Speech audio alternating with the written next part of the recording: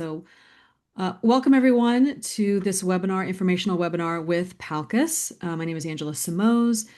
Just a little bit of history on why we are doing this. PALCUS has started a Portuguese language task force to explore different ways of doing lots of things. One in particular, getting more Portuguese language courses offered in schools throughout the United States, but then also finding out ways how students can get certification for the language courses that they're taking and get credit for it in college and um, uh, even high school and things like that. So, to that end, we are hosting our first webinar and is with Jennifer Carson with Language Testing International, and she will be talking about a couple of different tests that you can take, that students can take to get a Seal of Biliteracy.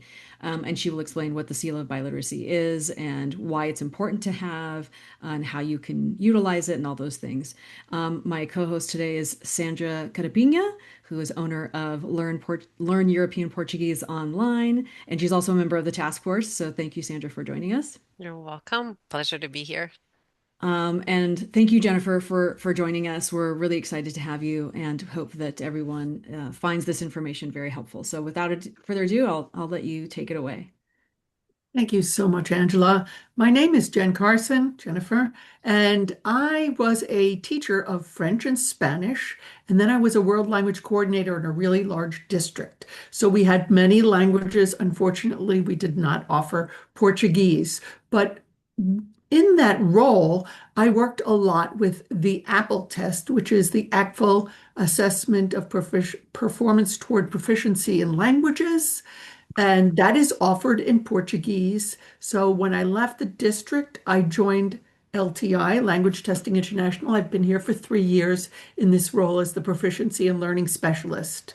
And just to give you an idea of what an ACTFL test is, what is ACTFL, what is LTI? ACTFL is the member organization, a nonprofit that promulgates the ACTFL proficiency guidelines, the things you know of in terms of speaking of language proficiency as a novice low or an intermediate high. They develop valid and reliable assessments in all sectors. So academic, in this case, it would be K-12, but also for higher education. Tests are used for teacher licensure. They're also used in commercial, diplomatic, governmental, and military settings. Language Testing International, LTI, is an organization that was created for the sole purpose of administering ACTFL assessments. So ACTFL develops the assessments and we transmit them. Jen, When you just order a test, sorry to interrupt. Are you sharing your screen? yes. Because I don't see You're it. I seeing don't know it? if Okay, Sandra let me do that again. told you. Yeah, sorry. I wanted to make sure people saw the important stuff. I appreciate that. Yep. Yeah. Okay, now we can see it. Perfect. Right. So, and so I look away. Sometimes I'm looking over at another screen. So we do a large amount of tests across all these sectors. I focus entirely on academic, that's K-12 and higher education in the US and also internationally. So teachers who receive licensure from the different states in which they teach Portuguese may have taken a test. They usually take the oral proficiency interview, which is a telephone interview, and a WPT, a writing proficiency test, which assesses their written communication. For students in grades 3 through 12, we offer the APPL that I was talking about before. Also, we offer a LIR for Latin, and then we offer another test bundle that is for students who speak home languages other than those that are taught in their classrooms. That might be Haitian Creole or Bangla or Thai. So the supporting elements of the APPL are the same elements that support most of the curriculum in the states in the US. So if your state has standards, they're referring back to the World Readiness Standards for learning languages. When they're talking about the different proficiency levels, they would be using the ACTFL scale to create Their rubrics, you're probably using the ACTFL performance descriptors for language learners.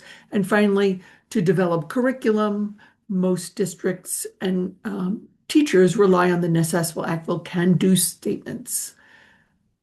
The APPL tests three modes of communication, and this is unusual especially in the K-12 context, but across all assessment areas, to test interpersonal speaking. So that is done through a simulated conversation, and the students would be interacting with an age-appropriate video chat partner. It would look like a person that is nodding and asking a question. When the student is recording, the information is recorded and then subsequently rated by certified ACTFL raters. That means that their language has been certified by ACTFL as far beyond the proficiency level that would be attained by somebody in the K-12 context, and also that they have been trained to rate the APPL tests. The second section is presentational writing. So that's a series of prompts, and the students respond by typing. And finally, the interpretive listening and reading. So the interpret modes are bundled together, and the way we determine the comprehension of the student is by multiple choice questions that are in English and also drag and drop technology. Districts, teachers, community schools, they can order these tests, the whole test, or just the different parts of the test. So they can administer all at once on separate days, order some for the spring, some for the fall. It's a very flexible testing platform. Each section is introduced by a teacher, so everything is explained. For example, if a student were to try to open another tab or keyboard, the test would shut down because that looks like cheating. So the student and the proctor and teacher are informed of that in advance. That teacher section kind of lowers the affective filter so the student feels comfortable. It feels like a classroom setting. And each section takes about 30 to 45 minutes.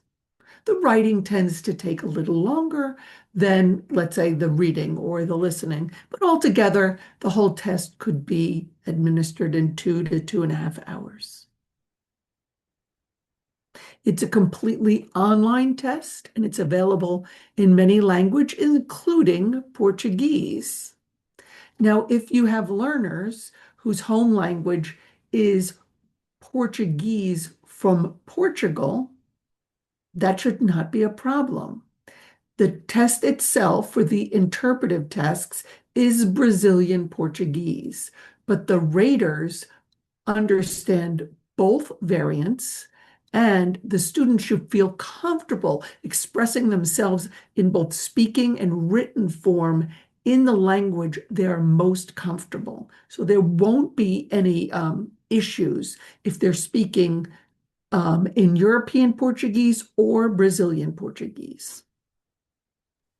Thanks for pointing that out. I know that'd probably be one of the first questions that we get. Absolutely. And we want the students to feel comfortable. And the whole point of this test is to find out what students can do with language, not what they're doing wrong. So it's not a gotcha. So in every instance, the raters are going to look for several items, including the comprehensibility of the student production. And if you select the APPL and you're preparing students for it, I would suggest that you give the students a chance to try out the demo of the test, which is a short version of the test, so they're comfortable with the format, so that they're really ready to share everything they know about the language, and also to encourage them to really be detailed in their responses. And this is most important with heritage learners who may speak very casually at home, and they may not be expected to always provide complete sentences, for example. But doing so in this testing situation would be best so that we can really get a ratable sample of what they can do with language. And to that end, I'll explain these graphics here. On the left, you'll see a graphic representation in the inverted pyramid of the AAPPL proficiency guidelines. So when a student comes to a class and they know no Portuguese whatsoever, they're at 0. After a day, they know 2 or 3 words, they're already at novice low. So as they acquire more language and structures, they move up through that pyramid. But it takes a very long time, as most of you know, to acquire your initial language and any subsequent languages, because there's so much more vocabulary and structures, so many more opportunities for both authentic input and opportunities for output, speaking and writing, that students may end up residing at novice mid or intermediate mid, for example, for several years of school. And for that reason, the AAPPL performance score is more granular. So a student may be at novice mid, let's say at the end of the first semester, and at the end of the second semester, when the student is tested again, they may still be novice mid, but they're at N3. So the student, the teacher, the parents and guardians will see that the student has progressed in their language journey. The form on the right shows what the teacher or administrator is selecting for the student. So essentially, the Form E does not apply in the context of Portuguese. It's only for elementary learners in grades 3 and 4, and it's only available in a few languages. But Form A and B are all available for learners in grades 5 through 12.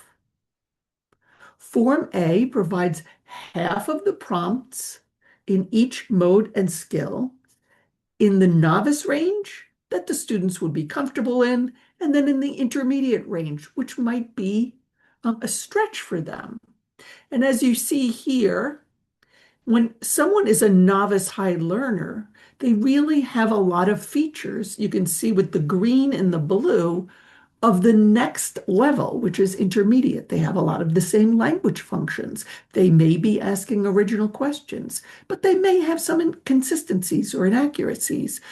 That's what makes them novice high. So by giving them half of the prompts here and half in the intermediate range, we can see how much they can do in the intermediate range. This can feel like a challenge to some students, so I would prepare them for that. The Form B is the one that is selected for the Seal of Biliteracy. That will provide students with tasks and prompts in the intermediate range and in the advanced range. So it can rate from novice high to advanced low. And to give you a sense, a passing grade on an AP exam is a 3, that equates with intermediate mid. So that's after about 4 years of classroom instruction. Advanced low is the threshold for teacher licensure in the US. So that's fairly high.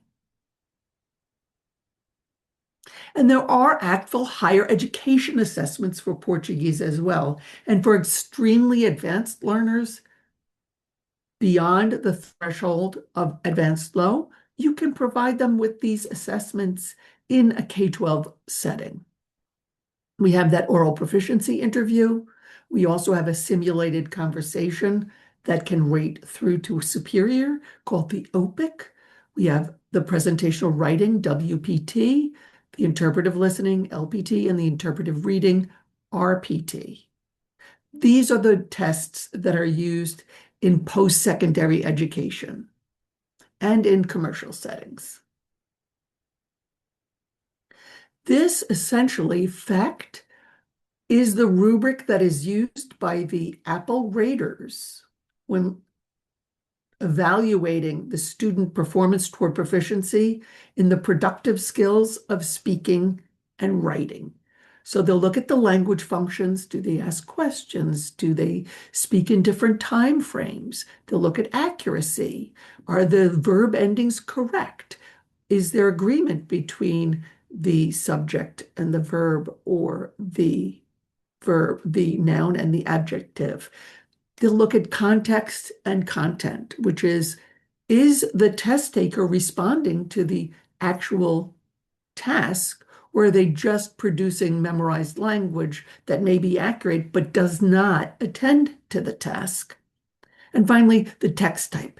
Is it a bulleted list? Is it a string of sentences with connectors?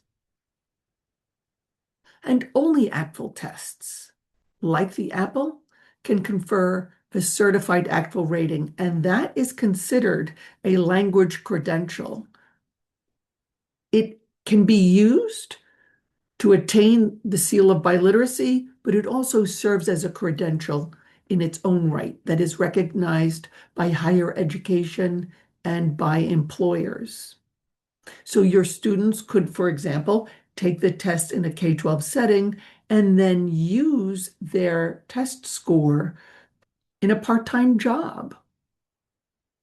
Let's say that they're in a community center teaching swimming, and they can validate their ability to communicate in Portuguese with those who can't speak English. So it's extremely valuable. And this is a slide that speaks to what it means to be an AAPPL test. This means that other assessments may say that they are giving a score of, for example, N4, which equates with a novice high on the AAPPL proficiency scale, but they can't actually truly align with the AAPPL proficiency scale. What they're saying is, were you to take an AAPPL test, for example, you would receive a score that aligned with novice high. There are a lot of security features built in, as I stated before. So that makes it easier to proctor. And these are proctored exams because they are official exams. We do not want the students to cheat. We want to see what they can do in spontaneous conversation and writing when they're not prepared, that they haven't practiced in class. There is no connection between the AAPPL test, tasks and topics, and necessarily a curriculum, for example, or a textbook. Oh, and the limited retake opportunities, that means that we do not offer the AAPPL more than once normally in 90 days, because research shows that it takes about 90 days to rise to another sub-level of proficiency. But in the case of the Seal of Biliteracy, if a student took the full AAPPL for the seal in their state, and they missed the threshold in that state for writing, they could take the writing section alone, to pay for it and take it one time in that 90 days. So in essence, they would have tested twice in the writing in 90 days. And that's because we want to make sure that the students who truly have proficiency are not held back from attaining the Seal of Biliteracy because they had one bad testing day. There are many accessibility features built into the AAPPL as well, especially for visual and auditory issues.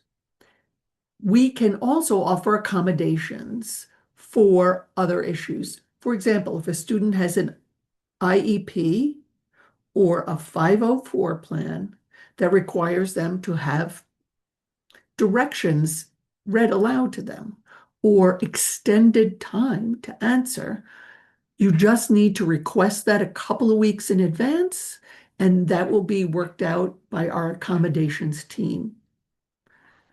The test is not timed.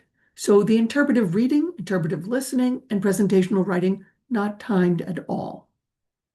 but the interpersonal listening and speaking is timed to a certain extent. The student will hear the prompt, and then they'll have 7 seconds to determine whether they wish to hear it again or they wish to respond.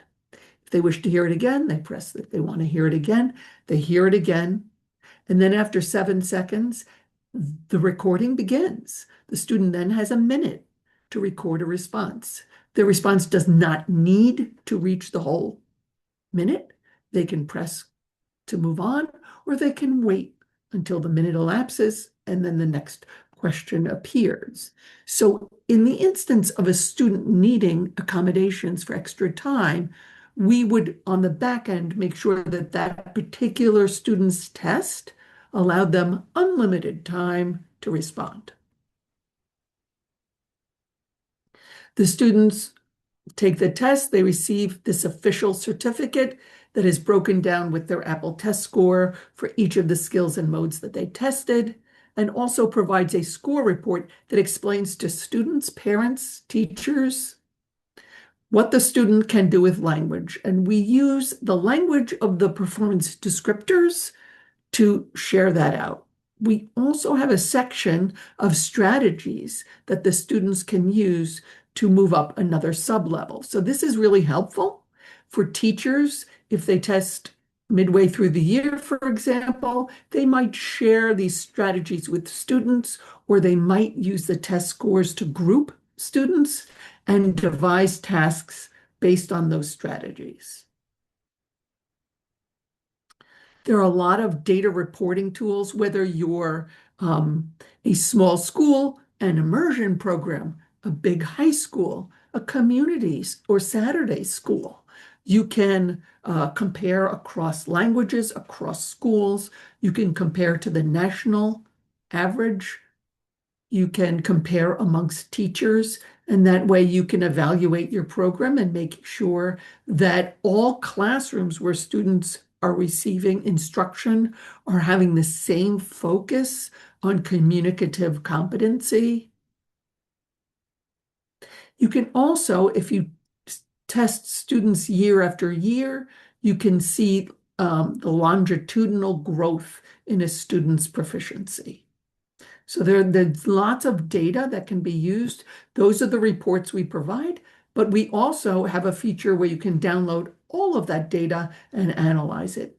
We run monthly webinars on a variety of topics, including data analysis, and we archive them on our website, so you can always go back and watch and get ideas of how you could use the data in your language program. I mean, the key is you want the students to have a language credential that they can use and show the world what they can do. But you also want to advertise and build your own language programs. And the more your community sees that these students receive a credential that's useful to them, many higher ed institutions will use the Seal of Biliteracy or just the AAPPL score to waive any language requirements or to give credit as if they had taken language courses. They may also use them for placement. So a student comes in and they can show they know Portuguese. They might be moved up, depending on their score, to a 200 or 300 level course. That can make it easier for a student to have a minor or major in the language. And there is a lot of growth now in micro-credentialing at the university level. So having students, for example, be a business student with a minor in Portuguese really opens up doors to employment opportunities outside of college. And we provide a number of resources. We have those demos. We have videos by students to help students understand how they can prepare for the AAPPL and how they can best showcase their language abilities. We have drilled down about all the score descriptors and score reports, the tasks and topics. We offer the monthly webinars, but we also have something called office hours, which are drop-in, unrecorded sessions on different topics related to registering students for tests, preparing students for the test, and analyzing data and score reports. Do any of you have any questions for me at this juncture?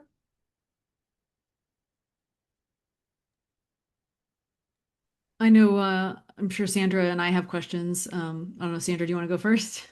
Yeah, because Um, sure. I'll talk about the pathways for biliteracy SEAL programs at the different levels after Oh, we okay. talk more about the test. Got it. Got it. I was going to ask about the seal of biliteracy, but maybe we'll do that after then. Well, I just put this as a tickler for me to remember to talk about a biliteracy SEAL program because these are through the state departments of education. So if you're in a regular school setting and your student is studying Portuguese, that may be run by a biliteracy SEAL coordinator who may be a teacher, that may be an administrator or a school counselor. But imagine your learner doesn't have access to studying Portuguese at their school. Their program only has French and Spanish. Then they can talk to their school counselor or a world language teacher and ask to get the apple in Hmm. Portuguese so that they can earn the seal. Because That was this going to be by one of my questions. literacy, yeah, it's not just for world language learners, it's for students who have home languages other than English. And they may or may not have received English language learner services. But the student and the parent, they have to be advocates because it Hmm. might not occur.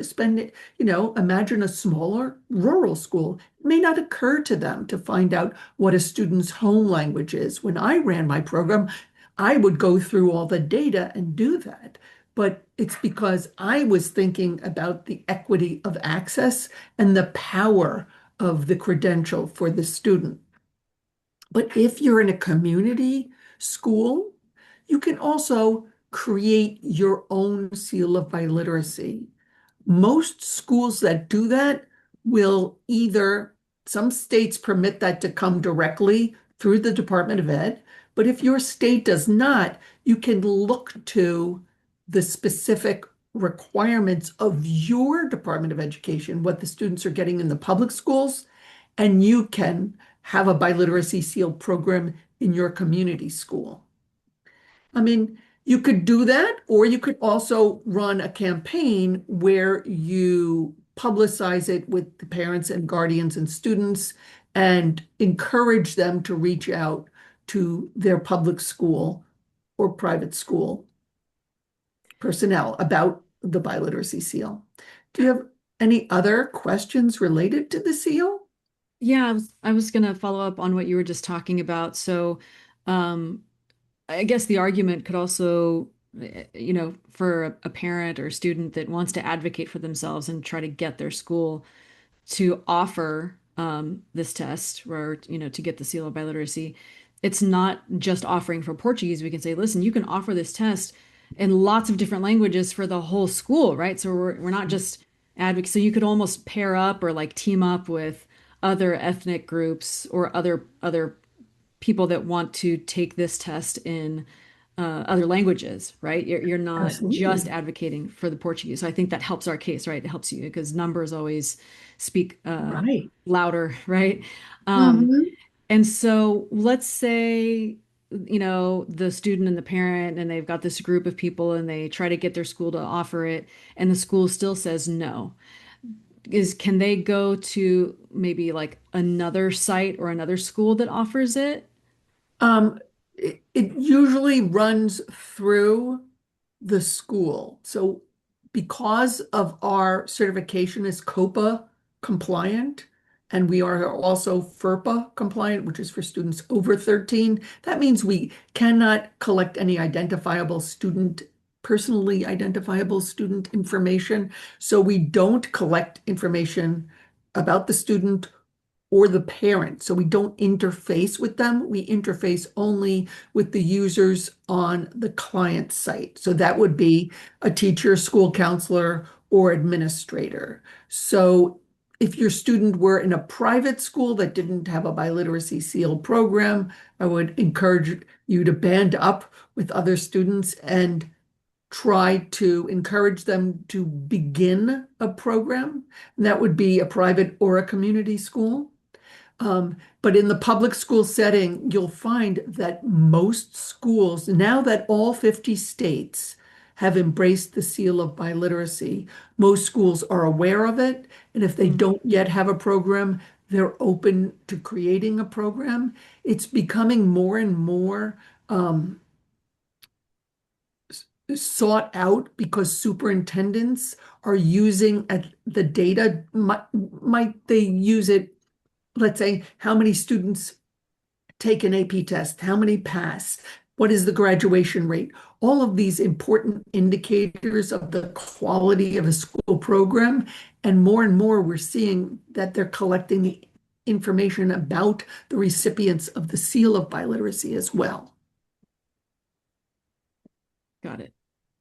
So it has to go through your school, Yes, through or a school where you were enrolled. correct. Okay. I mean, I wouldn't see, are there cases where the schools aren't interested? I would assume they would be interested in helping the student take this exam. Yes, and in some instances, parents do reach out to us and we point them in the direction of their student's school or the district. So sometimes the testing account is at the district level, sometimes it's at the high school level. Mind you, these test scores are, on our part, they're considered valid for 2 years, and that's been accepted by most state departments of ed when they create the Seal of Biliteracy programs in each state. So the threshold may be different in each state, and the approved modes that are required, let's say the testing modes. For example, I live in the state of Virginia, which only requires productive skills of speaking and writing at intermediate mid-level, whereas other states require all four skills, reading, writing, listening, and speaking, at intermediate high. So it's not all the same everywhere, but um, almost, I would say, almost entirely throughout the US, you're going to be testing only 11th and 12th graders because we're presuming that the tests remain valid for 2 years. Mhm. Got it. You Got won't it. have testing, let's say, of a seventh grader. I get a lot of parents who contact me and say, we speak Greek at home or Russian, and I'd like to test my student. And I say, well, you'll have to wait till 11th grade when your school will run a cohort. Oftentimes, they'll run a cohort in 11th grade, and those that have not attained the seal by that time will have an opportunity to take again in 12th grade. These tests are not very expensive. They're $22.50 altogether for all four skills for one student. Yes. So I have a question. I just wanted to share a little bit also from our research. So it seems like you were mentioning, Jen, that the everything there are a lot of variables here, right? Because every state is different. Maybe even each school district might be different. So for example, from our research, I noticed that in California, the apple isn't accepted state-wise for Portuguese. So you have to go school district by school district to see if your student could do the apple. What is usually accepted is the combination of the OPI with the WPT. So what would you recommend if I'm a parent, right, and I'm interested in helping my son or daughter get the seal of biliteracy in Portuguese? I would assume the first step is to see or to reach out to the counselor and find out what exams are accepted. Uh, Yes. They can also just Google their state. For example, we are accepted in California. We're accepted in all states as an approved for assessment. Portuguese, because in our research, the apple didn't show up for all states in Portuguese. The issue can be sometimes with different states that have different thresholds. So, for Mm, example, if the threshold in a state that has multiple seals, like they sometimes have a bronze and a silver and a gold and a platinum, if platinum is beyond advanced low, then you would need an OPI and a WPT. But got I it. would recommend anyone, and these things do change. They're often revising the approved lists. Um, Different minority languages are applying to have certain, let's say, a test that is used in Belarus. They might ask that it be um, approved for use in a particular state. So these things are in flux. I would say that you should look at the state seal of biliteracy. It's usually going to be through the Department of Education at your state level, then through world languages, and you'll usually find that. And they will have a list of approved tests and the cut score for the different skills and modes that are required. Got it. Okay. Because a parent that is self-advocating, so to speak, for their family, they'll probably be armed with more information than a school counselor may have. Probably, yes. Because they're usually only dealing with whatever languages they teach in their school. Got it. Got it. In terms of the going back to the, I just wanted also if you could, and I don't know if I'm deviating a little bit from your plans, but I just had another question.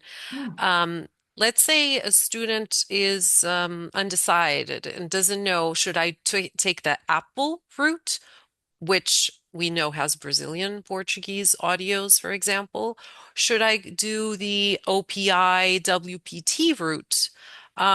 What are the pros and cons of taking each route? Because it seems to me that the OPI and WPT, well, the writing is pretty easy in your right, so it wouldn't the differences between Portuguese and English and European Portuguese and Brazilian Right. Portuguese wouldn't be major. But the OPI, I believe, is available in European Portuguese. So, do you have any thoughts on that? I would not recommend taking an adult test if I didn't have to. First is the price. So the Oh, difference is it's an adult test. I thought it was also, but it's also available for the 11th and 12th grade. Got it. it is it is available when, and this is usually spelled out in the biliteracy seal information at the state level, but only if their test is not available in something like the Apple. So if you're specifying European Portuguese, Hmm. you'll find that we have an OPI in that. But Hmm. that is usually used in a diplomatic or military context. It's not typically used in higher ed. It may be used in some commercial contexts. The questions will be for an adult, and they will, in an OPI, it's a conversation. So that person is trained to not go further than the student can handle. So that won't be a problem, but it is it is not recommended. I would not recommend it. There are some students who take the OPI in Portuguese in the state of Utah as part of the Bridge program, where they're taking upper level university courses in high school. And that's because their proficiency would be beyond what the Apple could rate. Got it. Okay. I wasn't under that impression that the OPI was more advanced than the The Apple. OPI rates from novice through superior. Mhm. So that's if you're looking at that cone, if we go a million times back. So superior's up here. Superior's like and distinguished, maybe like somebody who's a practicing lawyer in the language or a sitting judge. But why Whereas would that exam be enough for someone in high school, offered for a kid in high school? there are few languages that I can speak of that are not available in the Apple. They're not available in that other test we have called the OPI and WPT for the Seal of Biliteracy. That Oh yeah, is, that's the one I was trying to mention, that OPI that's for the seal all of Biliteracy. that doesn't cover Portuguese because Oh, it's in the Apple. And the OPI and WPT for the Seal of Biliteracy is a bundle of an OPI that is only for 11th and 12th graders, and it can only rate to advanced low and that doesn't exist in Portuguese. because there's an Apple, Got it. right? So that's for languages like Tagalog, for which there is no Apple. Hmm. And I was going to say, like for Swedish, for example, you can get an OPI in Swedish because we don't have it in either of those others. But offhand, I can't think of any other language that a high school student would be asked to take for Seal of Biliteracy for another language. Because remember, the raters are trained to understand and properly rate both variants, European Portuguese and Brazilian Portuguese, whether or not their home language is either, right? And so they won't be penalizing students if their entire production is in one or the other.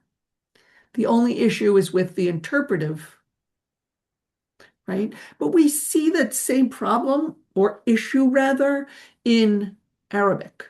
There are multiple Arabic dialects, some of which are mutually unintelligible, but the apple is in modern standard Arabic, MSA. And people don't, they're not going to be speaking that in their home, but they would receive education in MSA. Okay. And similarly, the apple is offered in Mandarin Chinese rather than Cantonese. But we did discuss previously that we could request a European Portuguese version of part of the exam as long as there's enough people requiring that, right? Well, you can always ask Apple to develop a test that serves your needs. And Hmm. once they see a certain volume of interest, they might develop the test. But our most recent test was the American Sign Language test, and that took 10 years of development. So it takes a long time as well. And part of that is selecting enough raters and having the time to train them. So if your language community is really committed to having, for example, a European Portuguese Apple or a European Portuguese OPI and WPT for the Seal of Biliteracy, that bundle, Hmm. then I encourage you to advocate. But then your community would also have to stand up and offer to be trained and work as a rater, Okay. not a full-time job. Interesting. Yeah. Yes, I find it all very fascinating. Um, and I applaud you and the whole Portuguese community here that you want to have more information, you want to advocate for your programs, but you also want to advocate for your speakers slash learners of Portuguese so they get the recognition other students are getting for their language skills. Yeah, that's been a big request from our community is that, hey, my child, they don't have Portuguese at the school, but she's been taking Portuguese outside of school. How can she get credit for it? That sort of thing. So it looks like this is definitely one of those pathways if they can get the school to Right. offer the test, right? Right. And the So, school doesn't need to pay for the test. For example, the school could, they need to directly pay us for the test, but they could collect the funds. We often did that in our district, collect the funds from the students and then pay for the test. So mhm. um, I think if a door is shut, the parent or guardian should push against that door Hmm. because any public school, if a student is enrolled, should be able to provide that student with the test, even if they don't have a robust Seal of Biliteracy program, even if the only test taker that year is your student. Right. Um, are there some resources on your website that we can sort of pull? Because one of the things that we're trying to do with the task force also is make things as easy and turnkey for people as possible. So, okay, I want to approach my daughter's school to Yes. offer this, right? Is there a letter template that I can use? If not, that's something that we can draft. But here's the brochure on why, this program is a good one, all that kind of stuff. So is there? Yes. So, for example, on our website, and it's clickable through a couple of the links that I have, and I'll share the slide deck with you. Um, it's in Apple Central, and I'll send that in an email after we get off the webinar. But you would see there something called FAQ, Mhm. frequently asked questions, which is a downloadable sheet. And there's one for parents and there's one for students. So I would recommend that you work together and develop, let's say, a fact sheet about like how people could find out what's available in their particular state. Mm-hmm. And then have the second sheet be that FAQ sheet for parents. So they'll understand this particular test. There are other pathways, other approved assessments, but none is backed up by ACTFL. They don't align with the ACTFL proficiency guidelines. And so when you think about higher education and the commercial sector looking for a job, they know ACTFL. They don't know maybe some other test. There are many tests that are accepted as evidence of proficiency for the Seal of Biliteracy. Got it. So those are tests like there's like the Newell test, and then It's there's a new one, right? forget what the other ones are. I feel like there are quite a few There actually. are several. In most languages, there are several. And like I said, in some languages, there may be only one. And some of the tests do not test all the components. And the rule of thumb in a state Department of Ed would be if there is no test of all the different skills, Hmm. let's say the OPI would be accepted for that student of Swedish. If there's nothing else but an OPI, then that itself would support the seal of biliteracy. But in general, they're looking for tests that test all of the skills. And that's why, if it's available in the Apple, then that's what one takes. Got it. Mhm. Does a student have to pass all components in the exam, score very high, or usually they It have depends on strengths the and weaknesses, right? Sometimes right. students, usually if it's your heritage language, it's your strength is the speaking, the listening, but maybe not so much the writing if you haven't been studying Portuguese formally. Right. Which is why I would recommend taking it in junior year and finding out where you're weak so you can begin to build that and Mhm. just retake what you need. Um, every state has different thresholds. As I stated, my state for only two skills, intermediate mid. It has to be intermediate mid or above, or you've missed the threshold. If it's a state that has four skills, then those four skills must be intermediate mid, or whatever the threshold is. There are five states currently, and there may be more. I think there's a trend for a composite score. If you reside in a state that has composite scoring, um, Illinois, Maryland, certain states, then we will be able to provide you with that composite score. And that tends to have a little forgiveness in there Mhm. for the seal of biliteracy. Got it. Got it. Great. Well, I don't think we have any other questions, but we've covered a lot of ground. A lot of this information, you said you're going to send us your slide deck and then some Yeah. other resources. We will be creating a page on the PALCUS website to house all of this information. But I know that the video recording of the session will be uploaded much sooner than that. So at least that will be available to viewers. But we thank you so much for your time, Jen. I have a feeling this is not the last time we're going to be talking. So we look forward to having you back, but appreciate all the information you've shared. I Thank appreciate all of you. And in my poor Portuguese, I'll say obrigado. Very nice, very nice. you. Nada, nada. All right, and thank you, Sandra, for You're participating welcome. as well. And thanks everybody Obrigada. out there. We look forward to the next one. Thanks. Ok, Ciao. obrigada. Tchau.